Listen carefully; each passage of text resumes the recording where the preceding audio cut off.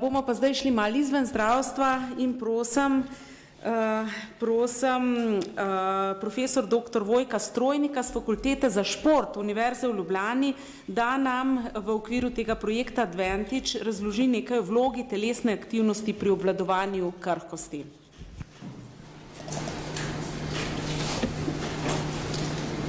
Ja, najlepša hvala za predstavitev. Torej, če pogledamo, kako skozi življenjski ciklus potujemo na tej premici med krhkostjo pa funkcionalnostjo oziroma zdravjem, v bistvu smo prej že videli kar nekaj konkretnih podatkov. Vidimo, da v bistvu naša pozicija skozi življenjski ciklus ni neka konstanta, ampak ves čas se lahko spreminja. In v bistvu je en kup dejavnikov, ki vplivajo na to, kje se bomo nahajali. Zdaj, življenjski slog je eden od njih, ampak je verjetno zelo, zelo pomemben. In znotraj življenjskega sloga, ki je spet multidimenzionalen, je gibanje oziroma telesna vadba eden od dejavnikov, ki lahko pomembno vpliva na to, kje na tej premici se bomo znašli. Zdaj, ko govorimo o telesni aktivnosti in vadbi, predvsem o vadbi, običajno govorimo pač o vadbi kot neki taki črni skrinjici, kjer vržemo vse stvari notri v en koš. V resnici pa je vadba taka zelo strukturirana in če bi pogledali tako na koncu, bi ugotovili, da je obremenitev, ki je pri vadbah lahko zelo različna. Mi recimo govorimo o obremenitvi z vidika moči, z vidika ravnotežja, vzdržljivosti in tako naprej. Se pravi, bodo te obremenitve zelo specifične, imajo tudi specifične adaptacije. Ampak tudi znotraj posameznih teh področij so razlike zelo velike, ker vadba za moč ni vadba za moč, ampak recimo imamo znotraj ne 5 ciljev, ki se med seboj kar precej močno razlikujejo. Se pravi, tako da na koncu moramo priti do tega, da vidimo, da je ta pristop v resnici zelo specifičen in težko govoriti o enem takem enostavnem, rekli tako, črni skrinjici. No, zdaj, če pogledamo vadbo za moč kot pri krhkih osebah, verjetno z vidika vadbe eno ključnega elementa, potem lahko ugotovimo, da v principu velja večja bremena uporabljamo, večja bo učinkovitost vadbe. No, zdaj, to ne drži vedno, ker če si tukaj zdaj pogledamo, kar se tiče največje mišične sile, potem lahko ugotovimo, da visoko intenzivna vadba, tukaj imamo primere, kaj pomeni, je bolj učinkovita kot pa nizkointenzivna vadba. Medtem ko za vzdržljivost v moči med temi vadbami ni kakih bistvenih razlik, ampak mi vemo iz prakse, da vse te vadbe v resnici povečujejo vzdržljivost v moči, ker so koncipirane tako. Če bi hoteli delati razlike, potem bi morali uvesti še eno višjo stopnjo tukaj, to je vadba za aktivacijo. No in tukaj se pa pokaže pri funkcionalnih testih, ker zopet, vadba za vzdržljivost, hipertrofijo ne pomeni kaj veliko, če pa delamo eksplozivno, se pa funkcionalni test lahko izboljša, oziroma pri osebah, ki so bolj eksplozivne v starosti, so tudi funkcionalni testi pri njih boljši.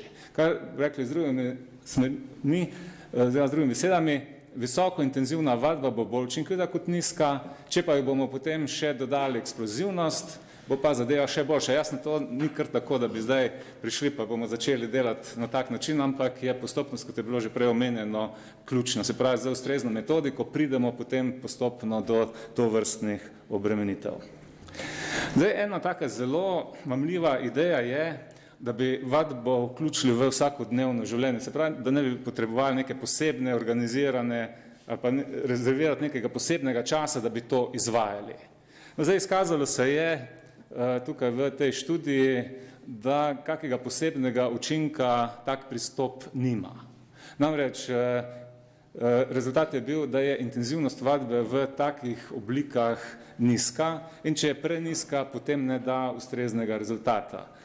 Zdaj, zakaj je nizka, se pa pojavi problem, ker je treba visoka stopnja improvizacije, se pravi, treba najti načine, kako to vključiti v vsakodnevno življenje, ker namreč, če si predstavljate, da morate delati z bremeni, ki predstavlja 80% največjega bremena, to ni taka enostavna stvar najti tako obremenitev v vsakdanjem življenju.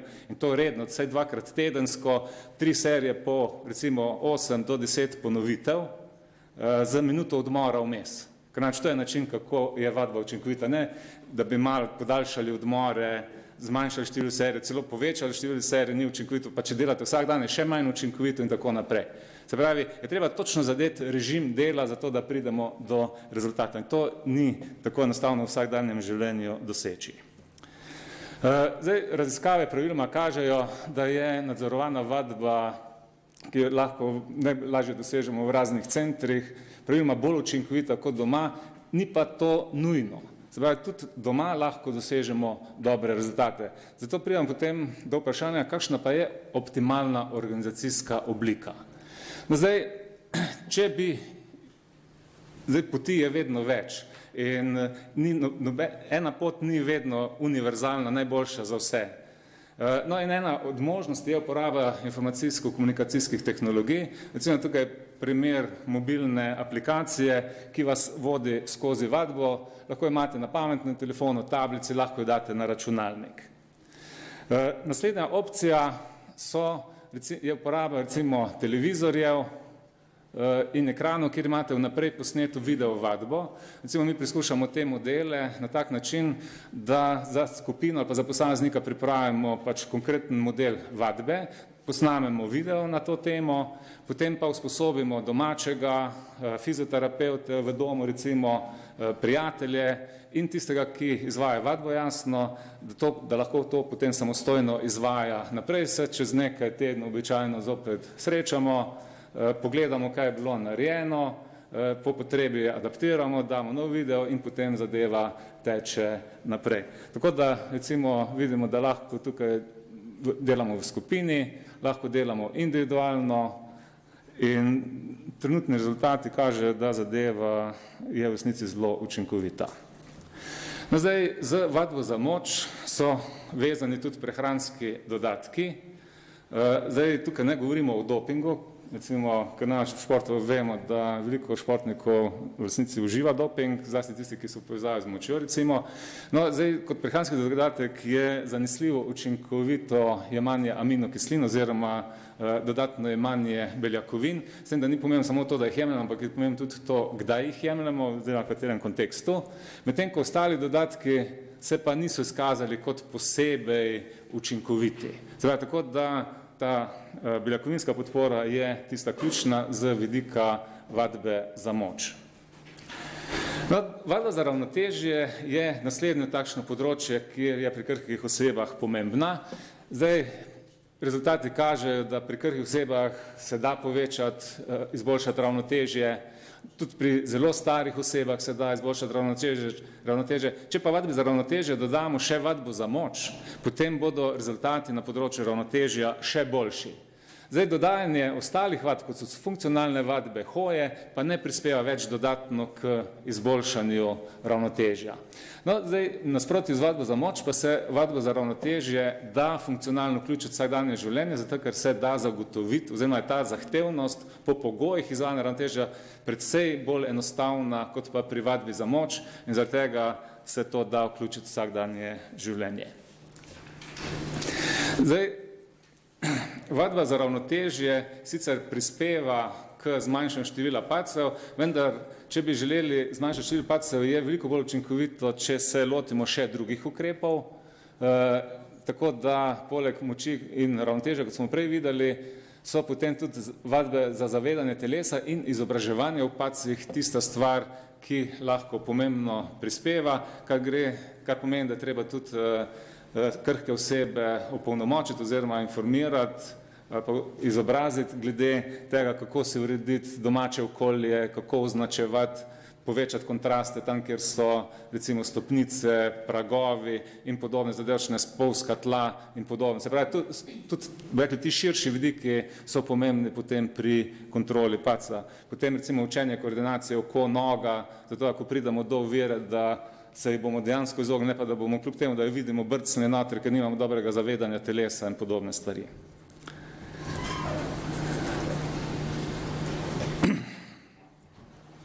No, vadba za vzdržljivost ima tudi svojo zakonitost v smislu, večja intenzivnost je boljša.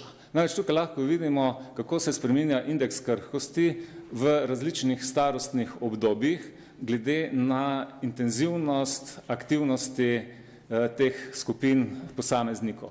No, tukaj lahko vidimo, če pogledamo tukaj najstarejšo skupino, da tisti, ki so bili sedeči, se je njihova stopnja krhkosti najbolj povečala.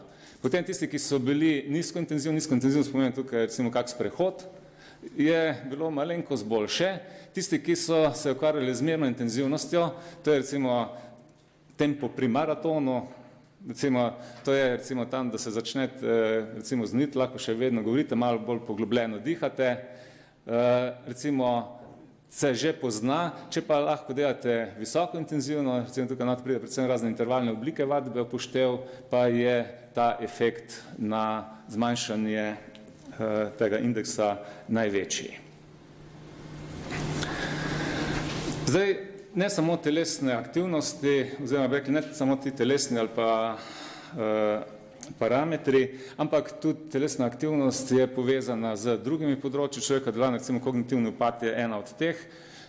Vse študije kažejo, da so osebe, ki so aktivne, manj kognitivno nazadujejo, zdaj ali jih gledajo samo kot rekli pasivno opazovanje ali kot neka vadba, se pravi, vedno se pride do istega rezultata. No in recimo malo bolj poglobljene študije, kjer so gledali razlike med aerobno vadbo in kontrolo kot raztezanje, se pravi kot neaerobno vadbo, so ugotovili recimo, da se tukaj volumen hipokampusa, ki je tisti, ki je povezan z iskanjem informacij po naših možganih, se pravi povezan s spominom, se lahko celo poveča. Pri tistih, ki pa rekli so neaktivni, pa se zmanjšuje. Kar pomeni, da imam tudi rekli, čisto take biološke osnove, ki kažejo, da je lahko vadba učinkovita v povezavi z kognitivnim delovanjem. Zdaj, za zaključek bi rekel tako, vadba pri starejših osebah je rekli, prepoznana kot varna, če je v kontroliranih okoliščinah. Zdaj, pri krhkih osebah je varnost morda malenkost manjša, zato ker je pač nivo kontrole teh oseb nekoliko slabši in je možno, da se kak neprijeten dogodek zgodi povečano. Kljub vsemu pa še vedno velja kot dokaj varno sredstvo. Zdaj, vadba ni samo nekaj, kar bi direktno vplivalo samo na telo, ampak ima rekli, zelo široke posledice, namreč ne samo telesno funkcioniranje, tudi kognitivno funkcioniranje se izboljša, vadba zmanjšuje depresijo in to, kar je pomembno, če jo izvajamo v skupinah, potem ohranja tudi socialno vključenost oziroma pripelje ljudi skupaj in izboljša rekli, ta vidik življenja. Recimo, to se zelo lepo vidi recimo, v domovih za starejše osebe, ker se vzdušje v teh domovih, ki imajo skupinske vadbe, bistveno izboljša. S tem bi tudi jaz potem zaključil. Jaz bom dala...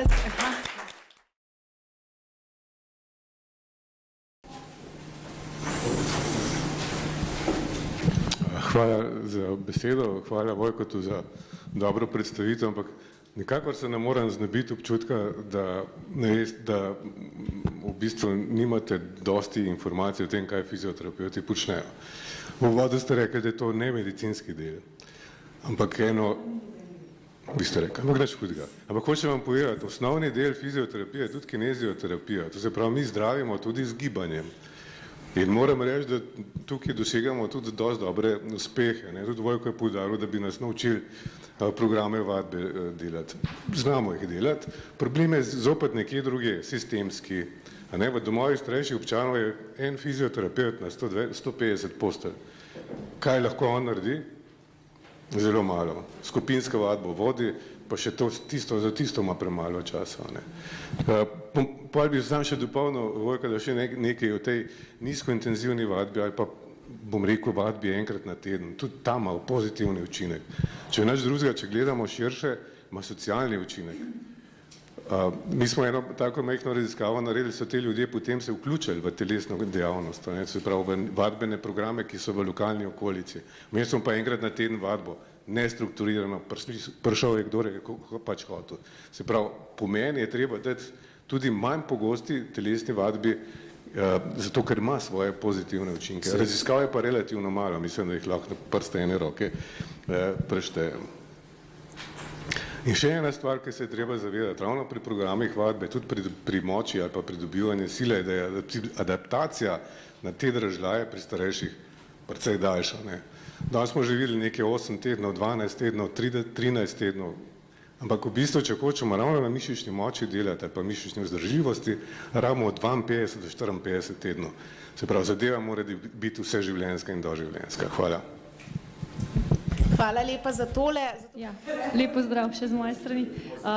Tjaša Knipic na JZ. Jaz v bistvu večji del svojega poklicnega časa namenjam v bistvu neke promociji telesne dejavnosti za zdravje pač tudi starejšim, no, oziroma večinoma odrasli populaciji tudi starejšim. In imam v bistvu samo eno vprašanje. Mi smo se pač ogromno teh programov smo že v bistvu probali načrtovati, jih upeljati v različne zdravstvene sisteme in tudi izven. Pa me samo zanima, v bistvu z problemom, s katerim se mi srečujemo, je v bistvu pri javno-zdravstvenem učinku, se pravi širšem učinku, ne samo na en zdravstven dom ali pa na neko določeno skupino ljudi, je motivacija ljudi, ne, za telesno dejavnost. Vemo, da pri starejših je pač to še posebej specifično, ker so pač kronično bolani, ker imajo bolečine in tako naprej. Pa me v bistvu zanima, kako sploh pridobiti motivacijo za visoko intenzivno vadbo, če vemo, da je pač ta najbolj učinkovita, ne. In pri krhkih, ker smo pač že iz prejšnjih predavanj slišali, da so pač multimorbidni in imajo verjetno več kot eno težavo še zraven, nekako dobiti motivacijo za tako vadbo. Sigurno, skozi pač postopno neka telesno dejavnost in navajanje na leto, ne, pa vseeno. No. In še bi mogoče poudarila to, kot se je nam izkazalo iz prejšnjih projektov, no, da v bistvu je potreben ta nivojski princip. Se pravi, ni vedno samo visoko intenzivna vadba, pač sigurno v tisti neki kritični masi ljudi, ki so resno krhki, močno krhki, sigurno, ampak res razvit koncept, se pravi, od tistih prej, mogoče še ne krhkih, kakorkoli jih že imenujemo, ne, skozi celotno življenjsko obdobje, se pravi, od otrok naprej, tako kot smo že prej slišali. Ja. Zdaj, kar se motivacije tiče, je dejstvo, da je to pri vadečih velik problem. Zdaj, vsa pač notranja zunanja, mi veliko krat uporabljamo zunanje motivacijo, to so njihovi svojci, ki so zelo zainteresirani, namreč, ker morajo doma skrbeti za njih in recimo, če ga morajo oblačiti v posteli, ga hraniti in podobne, skrbeti za osebno higieno, recimo, če lahko zmanjšajo te zadevščine, recimo za njih to je že velika razbremenitev. In so oni zelo zainteresirani za to, da sodelujejo. Potem recimo napotila zdravnikov. Recimo smo tudi ugotovili, da je zelo pomembno, ker veliko ljudi upošteva zdravnika kot pomembno avtoriteto in so pripravljeni potem vsaj nekaj časa pri tem delati. Tako da so to taka dva vira. Zato mi tudi potem razvijamo programe, kjer bi recimo teh individualnih vadbah svojcev vključili notri, tako da oni sami doživljajo te zadevščine. In recimo to so, kaj sem rekli, zakonski partnerji, potem bratje, recimo bratranci, mame, potem recimo smo tudi to, da se je nekdo zaljubil v eno študentko, ki mu je pomagala in je potem bil pripravljen vse narediti, brez vprašanja. Recimo prej ga je mama motivirala na začetku, potem to ni funkcioniralo, smo dali glasbo, da je neko vrste aerobiko dela, pa tudi to funkcioniralo nekaj časa, pa je nehalo, no potem, ko je prišla pa ta punca, je pa spet. Tako da imate različne pristope, kako lahko pridete do tega, da bo nekdo vadil. Veliko krat pa potem, ko enkrat vidi učinke, se ta notranja motivacija zbudi in potem so pripravljeni več delati naprej. Je pa res, da pri teh osebah, krhkih osebah, čim nehajo delati, se stanje zelo hitro spremeni nazaj. Kar pomeni, da zelo hitro ugotovijo ta odnos, če sem aktiven, mi to koristi, če nisem aktiven, se vračam nazaj. Zdaj imam pa še jaz eno vprašanje, da bom mogoče ti prej. Jaz imam eno vprašanje, ki je pa en hipotetičen primer. Imamo eno starejšo gospo, ki je pri svojem izbranem zdravniku izvedela, da ima začetek osteoporoze in je rekla, ja, kaj pa zdaj? Ja, dobro, D-vitamine, pa gibanje, treba pojačati gibanje. Aha, treba pojačati gibanje. Šla je domov, pogledala na splet in ugotovila, osteoporoza je pa kar dobro s kolebnico skakati. Stara še 60 let, skače s kolebnico in potem je še prebrala, da seveda pojačati telesno dejavnost je treba tudi sicer in je začela besno plavati. Vse to je zdaj počela in na kar je na eni točki tudi prebrala spet na internetu, ker tega ni noben povedal, da je treba tudi za moč nekaj narediti. Upisala se v nek fitness klub, tam je imela nekega trenerja in je zelo močno delala na mišični moči.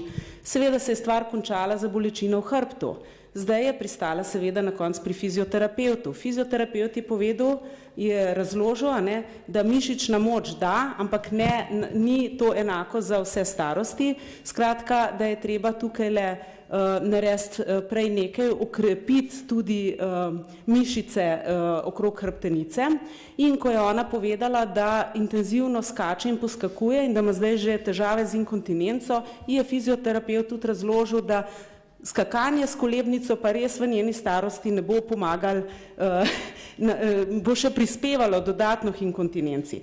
In zdaj jaz govorim, vse tole se te ubogi pacientki dogaja, skratka pri zdravniku izvedla, naj se fej zgibla, pol je tam v klubu izvedla ne vem kaj, na internetu prebrala 100 enih stvari, ki zanjo specifično nič ne veljajo. In zdaj mene zanima, ali vi mislite, da bo v tem projektu se zgodilo tudi pri nas nekaj dobrega in se bodo stroke začele končno med sabo pogovarjati in ko bodo končale te razgovore, bodo tej gospe tudi nekje, naj bo na spletu ali pri njenem zdravniku ali pa v fitnessu, na voljo prava informacija. Ja, mislim, zelo dobro vprašanje, hvala za njega. Namreč, tako kot imate v medicini prepoved, oziroma da tisti, ki niso ustrezno izobraženi, ne smejo delati, žal tega v športu ni. V športu lahko vsi tisti, ki končajo kratek parurni tečaj, delajo popolnoma samostojno, brez nadzora. Se pravi, če bi uporabljali ljudi, ki so dejansko sistemsko izobraženi na tem področju, potem se teh stvari ne bi dogajale. Zdaj to, da gospe skačajo s kolebnico, ni nič hudega, problem je, kako priti do tega. V končni fazi to ni noben problem. Problem je metodike, da jih pripeljete do tja. Tako kot recimo v športu vemo, da prvi trening ne smejo biti poskoki, pa ga še vedno delajo, zato ker trenerji niso dovolj izobraženi, se žal te prakse dogajajo. Ampak tukaj je zelo težko spremeniti, ker namreč sem se zelo boril, da bi recimo ti, ki so usposobljeni, bili lahko samo izvajalci vadbe, ne pa načrtovalci vadbe, vendar v športni stroki še na moji domači inštituciji ni podpore za to. Žal. Ampak gledajte, tle se zdaj vse stroke srečujete. Kaj bomo znotraj tega projekta zdaj naredili en korak naprej? A boste vi sodelovali z primarnim zdravstvenim varstvom, da bo ta zdravnik tej gospe znal povedati vsaj to, da naj se obrne in kam naj se obrne? Zdaj od zdravnikov pričakovati, da bodo povedali, kaj naj vadijo, jaz mislim preveč.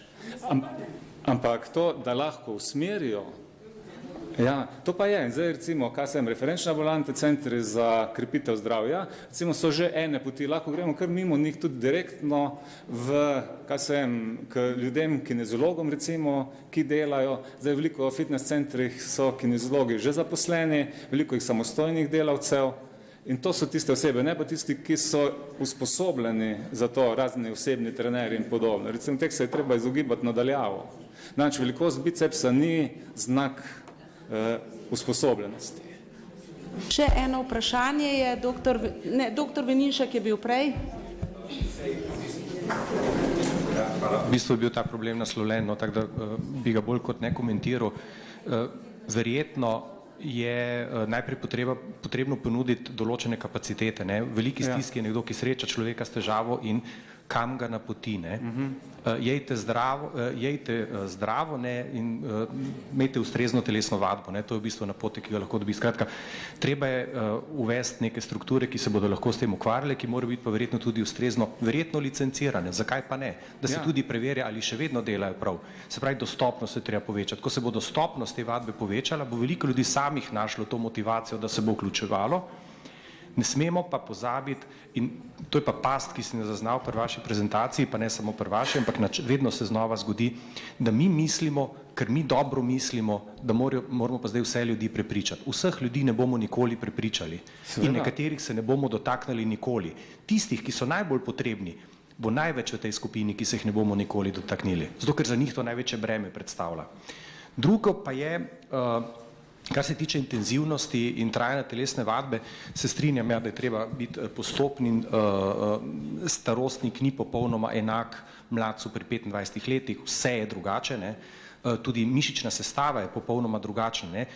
Ko ste povedali, eksplozivnost je ena pomembni determinant, seveda, ne, ampak kaj je eksplozivnost, ne? To so hitra vlakna, stari ljudje pa nimajo več. Ja, ampak tudi način aktiviranja.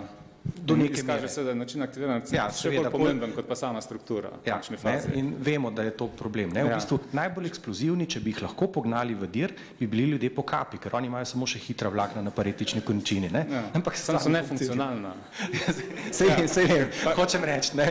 To bi bila super eksplozivnost, če bi lahko stimulirali. Ampak kar sem pa hotel povedati, pa je upozoriti na eno študijo, ki je bila objavljena, Ivans je bil avtor, študija je bila objavljena, mislim, da nekje v 90-ih letih. To je bila pa študija, kjer so delali strukturirano telesno vadbo na oskrbovancih v domovih za ostarele. Vadba je potekala 3-krat tedensko in potekala je 3 mesece. Nič več, 3 mesece. Ampak to je bila res zelo profesionalno, praktično vrhunske trenerje so imeli ti ljudje. Ampak kaj so bili rezultati? V 3 mesecih so ti ljudje varno povečali mišično maso za 10% in varno povečali telesni performance za 100%. Skratka, da se hitro tudi, oziroma hitreje. Ampak verjetno je opozorilo, da je malo pozornosti in malo zmernosti več potrebno pri starejših ljudih je na mestu. Ampak da se pa hitro in varno.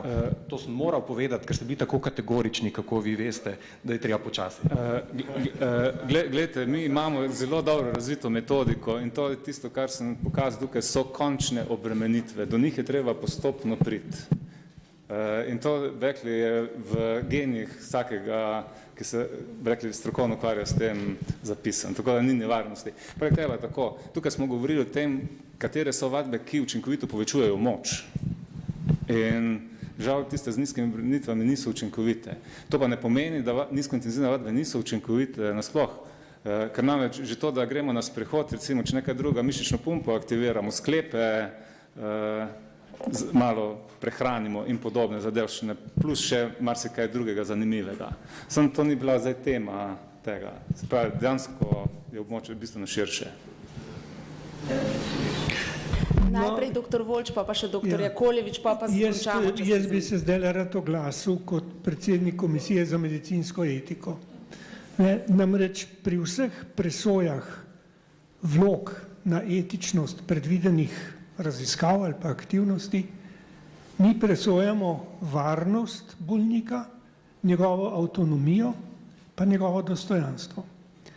Zdaj, recimo, ko govorimo o vadbah fizioterapevtskih ali kinezioloških, je najbrž, bi rad opozoril na tisto, kar je že dr. Vrniček povedal. Za vsako krhkostjo v starosti so lahko različne diagnoze. Zato najbrž ne moremo vsakogar, ki je krhek, tudi pri vadbah obravnavati na enak način, ampak moramo zelo paziti, da ne bomo z vadbami naredili več škode kot koristi. Zdaj, na tisto, kar bi vas jaz rad opozoril, je to. Mi zdravniki ves čas nosimo s seboj etično in kazensko odgovornost za vse, kar delamo. Profesor Milčinski je rekel, da vsi, ki smo zaposleni v zdravstvu, imamo etično odgovornost enako. Tudi snažilke.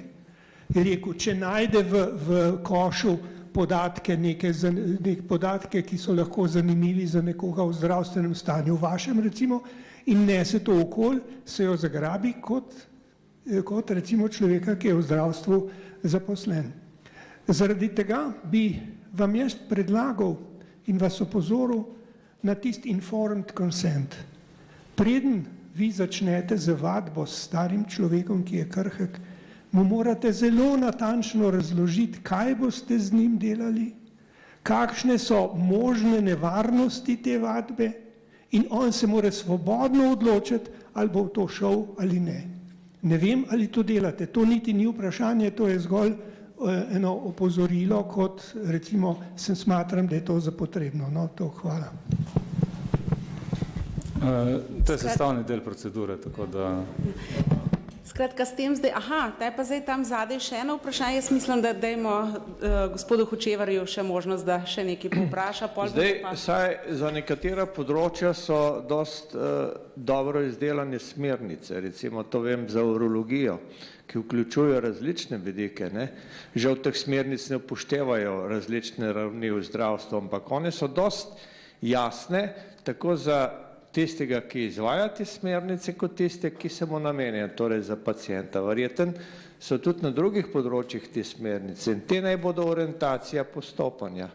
In to ponavadi za temi smernicami stojijo dosti referenčne institucije, v primeru recimo urologije, vseh postopkov, vseh 12 opozoril, ki so tam za vse bolezni, stoji Evropsko združenje urologov. Mi to pridno zdaj prevajamo, pol smo že prevedeli na spletni strani in to je izhodišče za vsakega, ki se na nas obrne. To govorim zaradi tega, ker je toliko dvomov, koliko tega, koliko onga, kdaj in tako naprej. Recimo za to področje, ne vem, kako je druge. Hvala, magister Hočevar in ostalim. Jaz bi še to dodal potem na koncu, dr. Volčo, da kinezologi po doktrini delajo skupaj z zdravniki takrat, ko gre za zdravstvena stanja. Kadar gre za bolnike, morajo kinezologi vedno sodelovati z zdravniki. Se pravi, ne morajo samostojno delovati. Tako, hvala, profesor Strojnik. Če je nekdo, ki ima osteoporozo, Zdravniki delajo ljudje, ki so prepoznali v zakonu o zdravstveni dejavnosti. Se pravi, recimo nekdo, ki je v nekem stabilnem stanju.